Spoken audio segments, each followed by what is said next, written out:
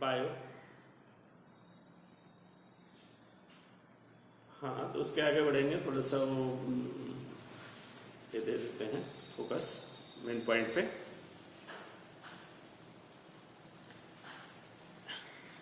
The most important criteria to decide whether something is living or not is the movement. हम बताए थे last time कि movement is the most important criteria to decide or to find the difference between a living and non-living things. It takes place in both the living and non-living, but here is a difference. All living things move by themselves without any external help. On the other hand, non-living things don't.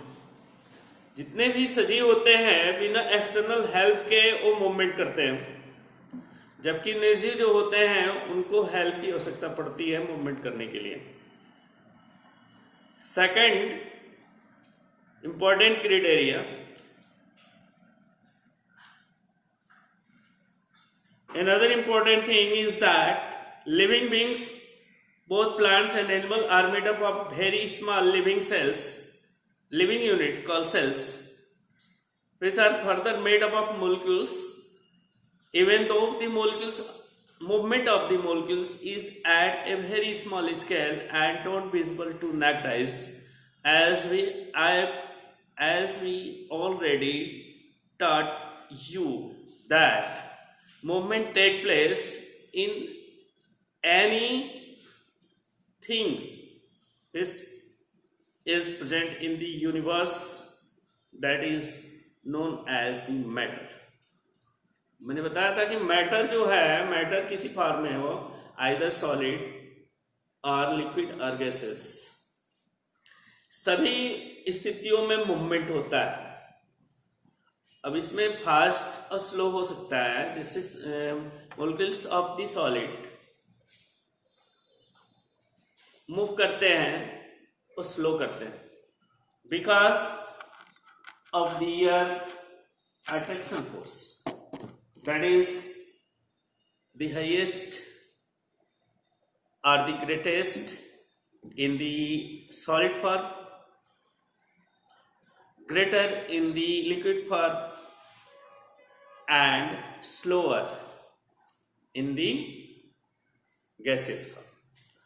जो solid के जो particles होते हैं वो धीमे movement करते हैं because attraction force between their particles, उनके पार्टिकल्स के बीच में जो अट्रैक्शन फोर्स काम करता है, आकर्षण बल काम करता है, वो सबसे ज्यादा होता है, जिसके कारण उनका मूवमेंट जो होता है वो स्लो होता है। So we can not observe it easily, इसलिए हम उसे आसानी से ऑब्जर्व नहीं कर पाते। On the other hand, liquid के जो पार्टिकल्स होते हैं उसमें जो फोर्स ऑफ अट्रैक्शन होता है थोड़ा सा लेस होता है then that of the solid, solid की अपेक्षा, इसलिए उसके मूवमेंट को हम थोड़ा ऑब्जर्व कर पाते हैं।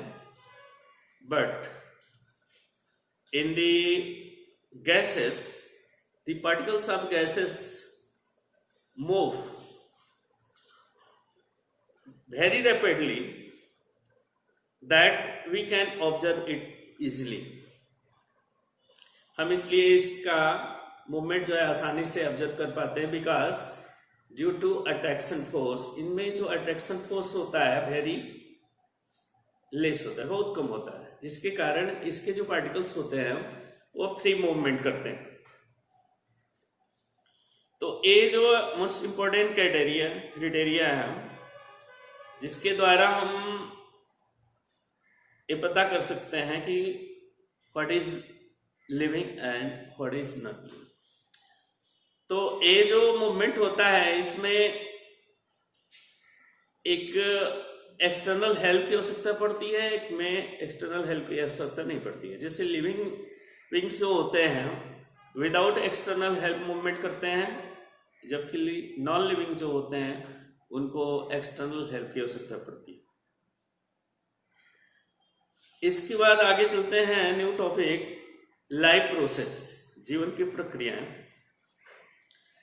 The activities by which living organism take in food, उस एक्टिविटी में जिसमें कोई भी सजीव जो है भोजन को लेता है, अपने बॉडी में अपने मुंह में डालता है, लाइफ प्रोसेस, और जो भोजन लेता है उस भोजन से उसको ऊर्जा मिलती है, डिराइव एनर्जी, और एनर्जी मिलती है, डिराइव एनर्जी करता है। इसके बाद remove waste material from their body, अपने शरीर से वेस्ट मटेरियल जो होते हैं, अपवर्ज्य पदार्थ जो होते हैं, उसको शरीर से बाहर निकलता है। And respond to change in the environment, अपने को वातावरण के अनुसार, पर्यावरण के अनुसार ढालने की, उसमें एडाप्टेशन की जो क्षमता होती है वो ज्यादा लिविंग में होती है। और इस प्रकार की जो प्रक्रिया चलती है, ये सारी प्रक्रिया इंक्लूड हो जाएगी, तो इसको हम लाइफ प्रोसेस कहेंगे। Like the activities by which living organism take in food, derive energy, remove waste material from their body and respond to change in the environment or called life process, इसको life process कहा जाता है।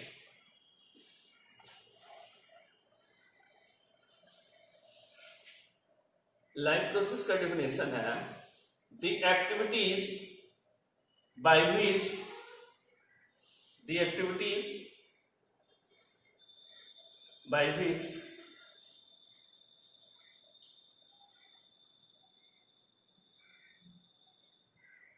living organisms take in food,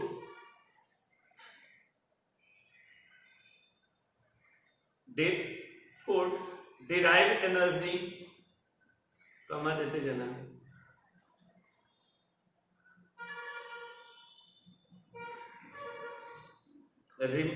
remove waste materials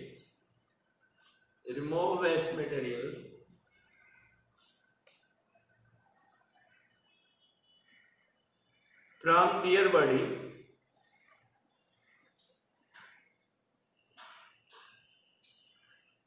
and respond to change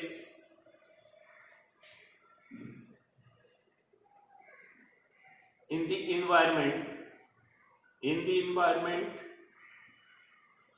are called life process.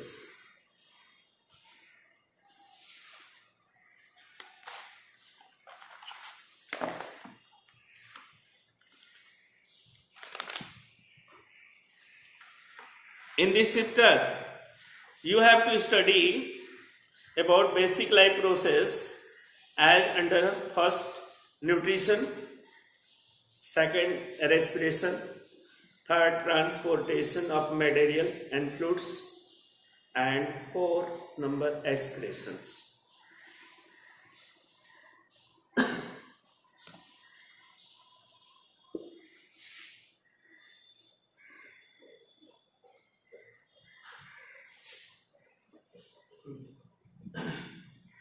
Let us take the first topic, nutrition.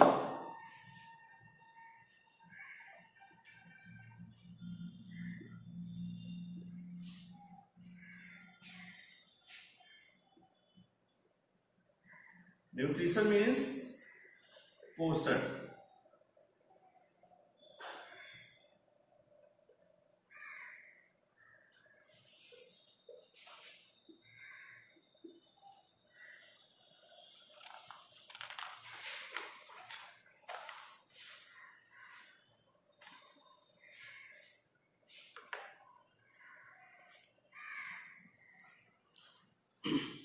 The process of intake of food, its digestion, absorptions, and distribution of different parts of the body for utilization is known as nutrition. The process of intake of food, यानी भोजन को हम अपने मुंह में डालते हैं, इसके बाद इट्स डाइजेशन, इसके बाद उसका डाइजेशन होता है, पाचन होता है, एब्जॉर्प्शन, इसके बाद अवशोषण होता है, एंड डिस्ट्रीब्यूशन, और उसका जो होता है वितरण होता है, डिस्ट्रीब्यूशन बंटवारा होता है ऑफ डिफरेंट पार्ट्स शरीर के विभिन्न भागों में, different parts of the body, for utilization, ताकि उसका उपयोग हो सके, इज नोन एज न्यूट्रिशन। इस प्रक्रिया को क्या बोला जाता है? Nutrition. The process of intake of food, the process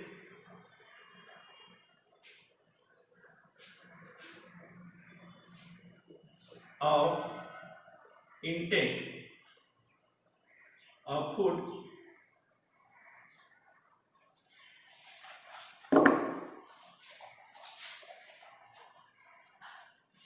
of food comma its digestion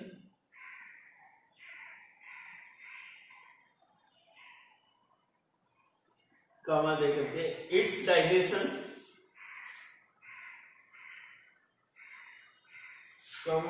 comma देकर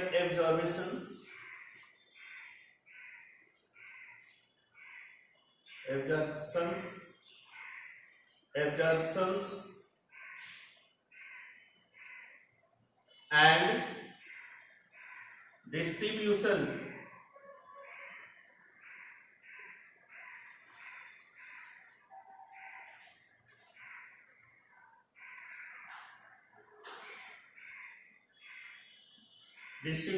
to different parts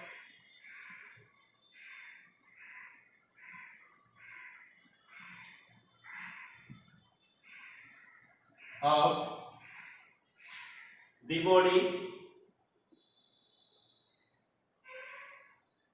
for utilization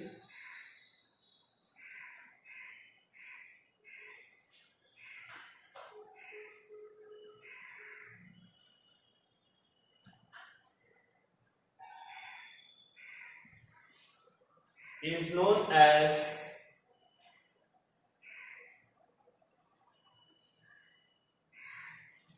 nutrition.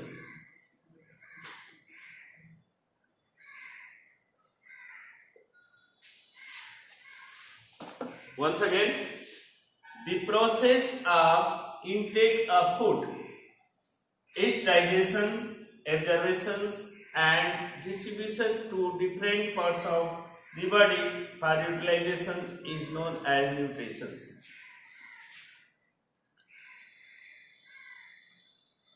Distribution to different parts of the body.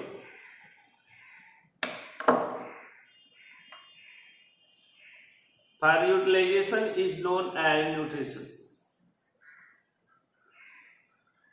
Utilization is known as nutrition.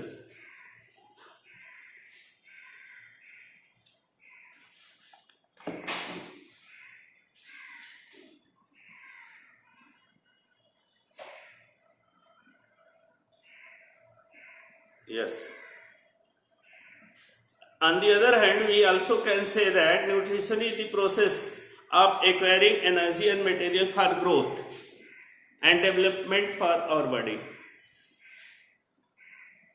दूसरे शब्दों में हम कह सकते हैं कि पोषण वह प्रक्रिया है। हेलो,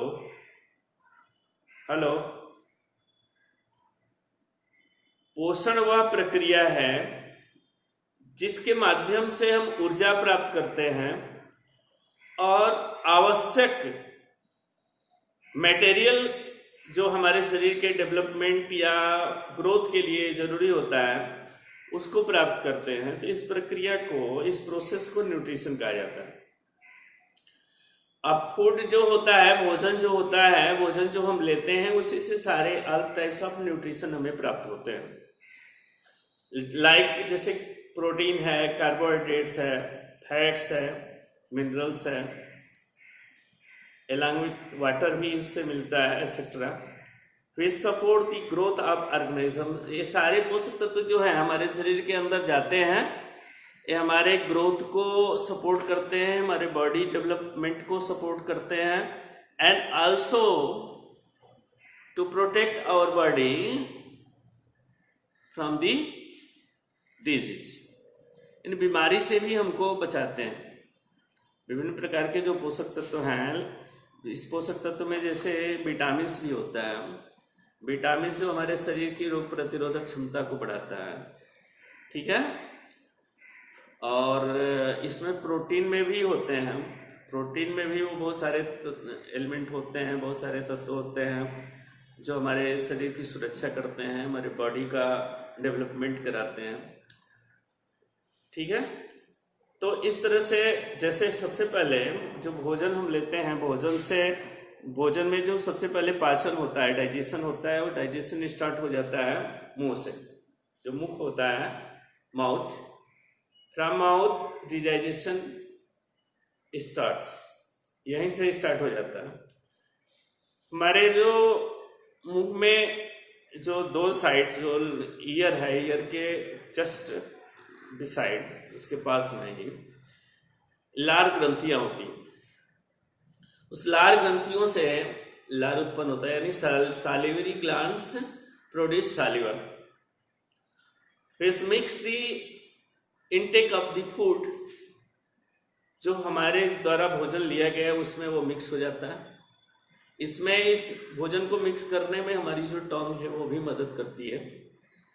इस तरह से वो भोजन जो है वो मॉइस्ट बन जाता है, गीला बन जाता है, सॉफ्ट हो जाता है और स्वेलेबल हो जाता है, यानी कि निगलने निगलने योग्य हो जाता है, घोट लेते हैं उसको हम। इसके बाद ये भोजन जो है हमारे शरीर के अंदर जाता है। तो फर्स्ट ऑफ ऑल जो डाइजेशन होता है वो कार्बोहाइड्रेट्स का होता है। कार्बोहाइड्रेट्स जो है हमारे बॉडी में सबसे पहले डाइजेस्ट होता है, जो एनर्जी गिविंग फूड है, तो उससे हमें सबसे पहले हमें ऊर्जा मिलती है।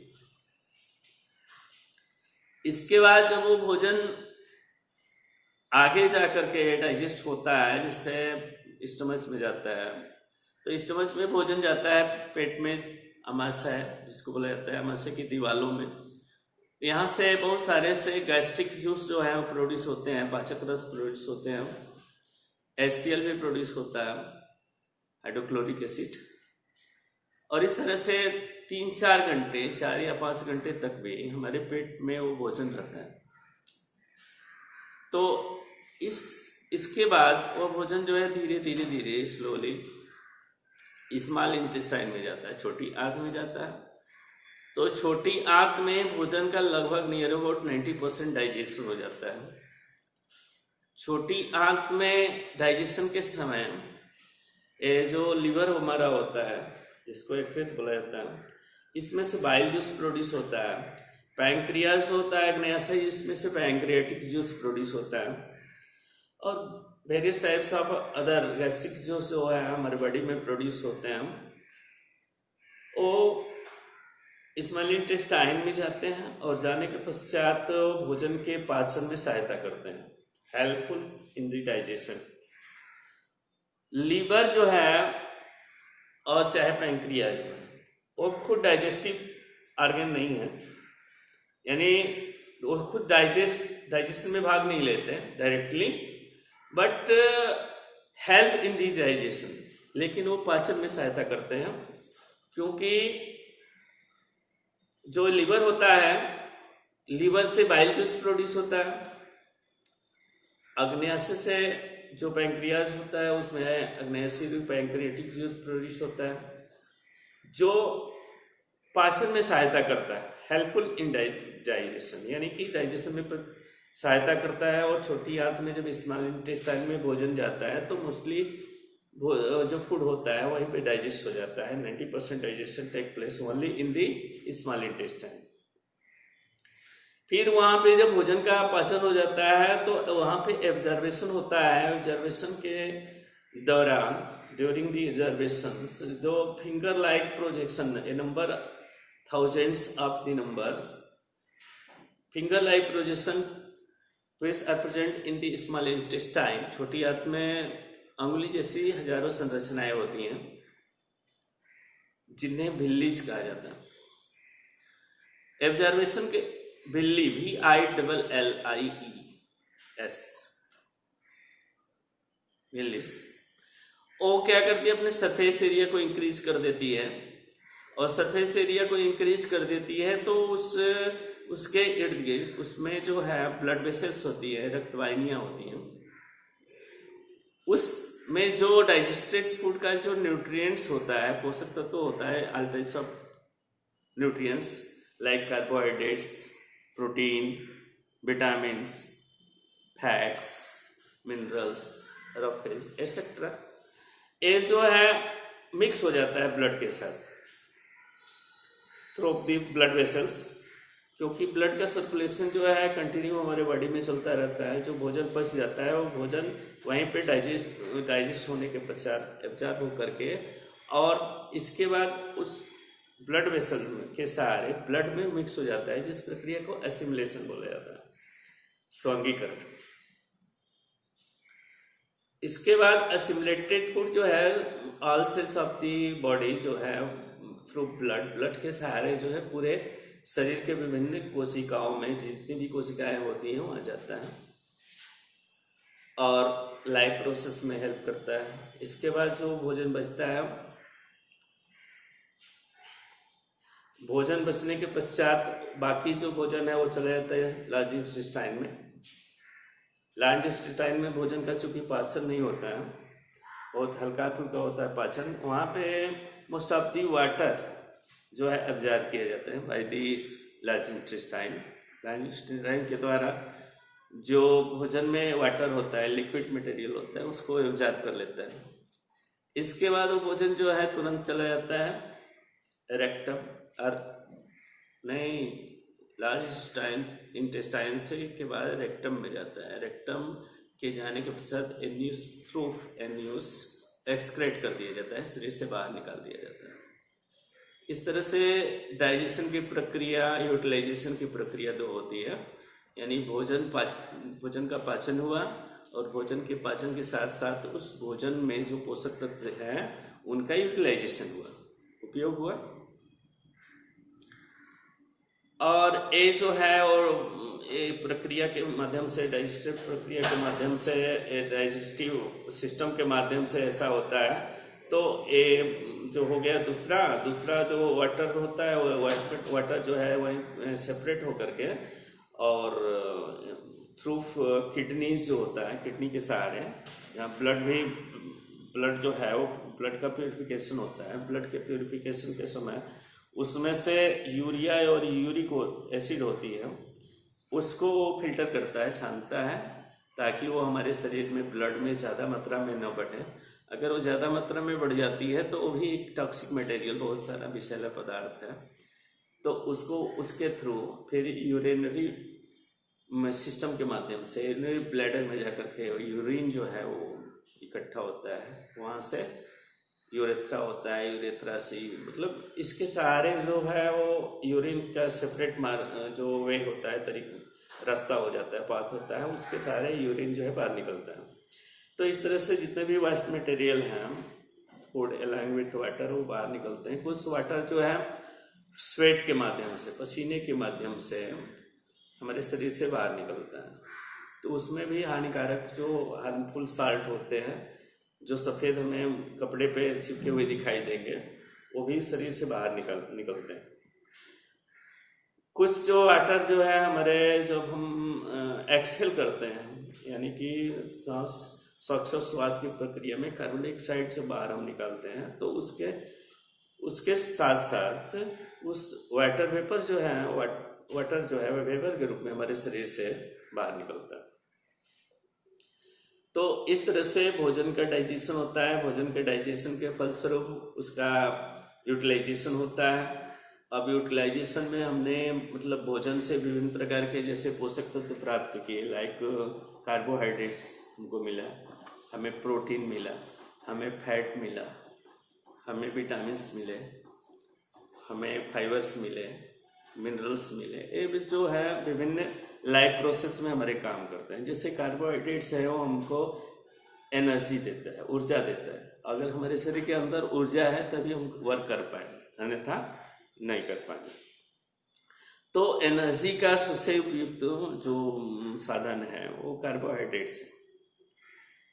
तो कार्बोहाइड्रेट्स हमें एनर्जी देता है। इसके बाद जो है हमारे शरीर के अंदर वो जो डाइजेशन के फलस्वरूप जो हमें प्रोटीन मिलता है, प्रोटीन जो है वो बॉडी बिल्डिंग फूड के रूप में भी जाना जाता है, यानी कि जितने भी सेल्स हैं, कोशिकाएं जो हैं, उनकी रिपेयर भी करता है, न्यू कोशिकाओं को फॉर्मेट भी करता है, नई कोशिकाओं को जन्म भी देता है, मतलब बनने में सहायता करता है, हेल्पफुल करता है। साथ ही साथ बॉडी को डेवलपमेंट कराने में, हमारे बॉडी की ग्रोथ कराने में वो हेल्पफुल होता है। अगर शरीर में प्रोटीन की अगर कमी हो जाएगी तो हमारा बॉडी जो है पूरी तरह से प्रॉपर डेवलपमेंट नहीं कर पाएगा, यानी कि हाइट जो है या इत्यादि जो है वो क्या हो जाएगी, घट जाएगी। हाइट जो है वो बढ़ नहीं पाएगी, प्रॉपर हाइट हम मतलब अचीव नहीं कर पाएंगे अगर प्रोटीन की कमी हमारे शरीर में है तो।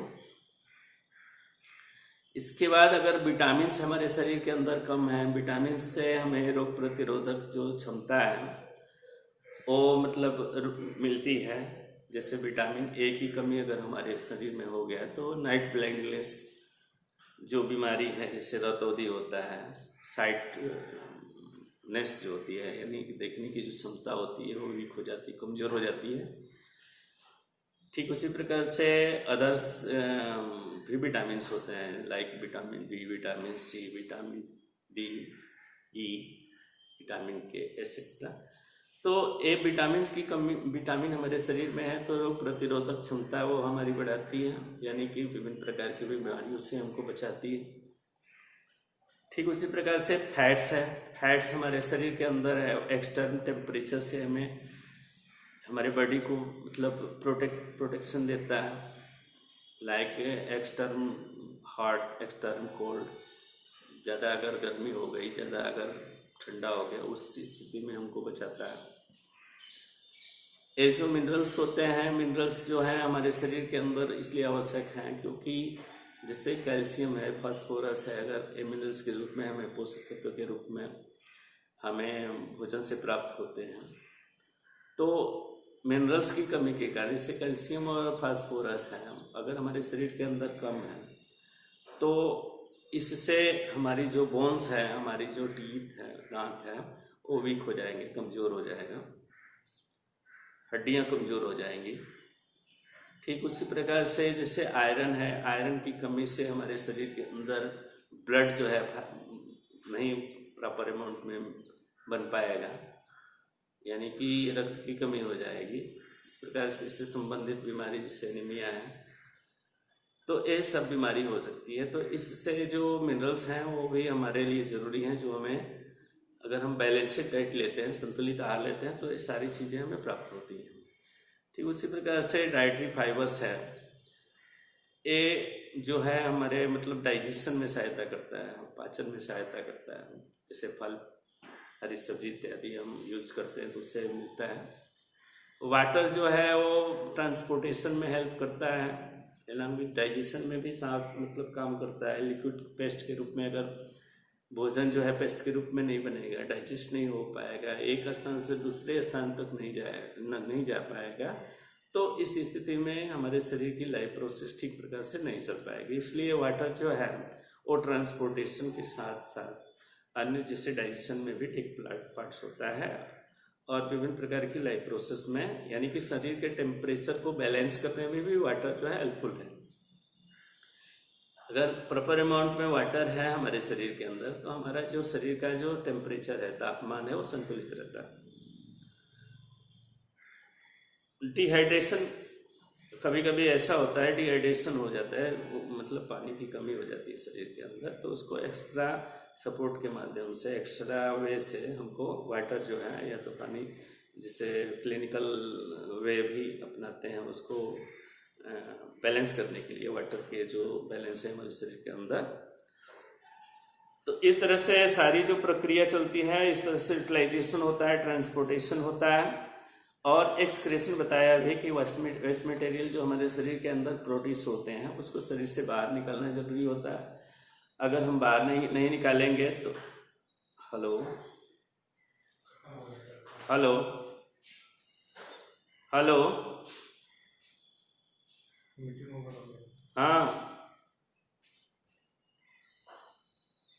हाँ, आवाज़ मतलब जा रही है कि नहीं जा रही है? अच्छा, समझ पा रहे हो जो मैं बता रहा हूँ? हेलो, समझ में आ रहा है जो बताया जा रहा है? जो बताया जा रहा है वो सुनाई दे रहा है? जितना बताया समझ में आया? हेलो,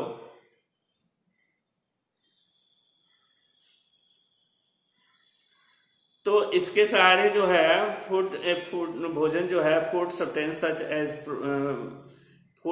सच एज जैसे प्रोटीन है, कार्बोहाइड्रेट्स है, फैट्स है, minerals etcetera, we support the growth of organism and provide raw material for the biosynthesis of body constituents are called nutrients. इसको भी न्यूट्रिएंट्स कहा जा सकता है। Nutrients are be broadly divided into three groups, मतलब namely three group में इसको nutrients को डिवाइड किया गया है। फर्स्ट नंबर है एनर्जी यील्डिंग, जिस लाइक कार्बोहाइड्रेट्स, फैट्स। कार्बोहाइड्रेट्स और फैट दोनों जो होते हैं उससे हमें ऊर्जा मिलती है। बॉडी बिल्डिंग जैसे प्रोटीन है। And third number growth regulating और प्रोटेक्टिव विटामिन एंड मिनरल्स होते हैं। ठीक है, hello,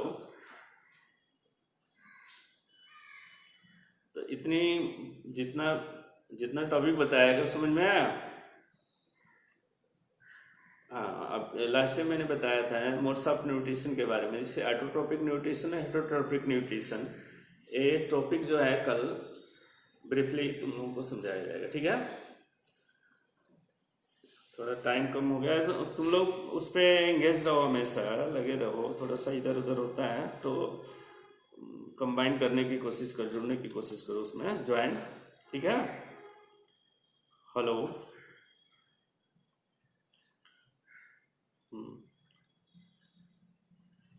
so good by two for today.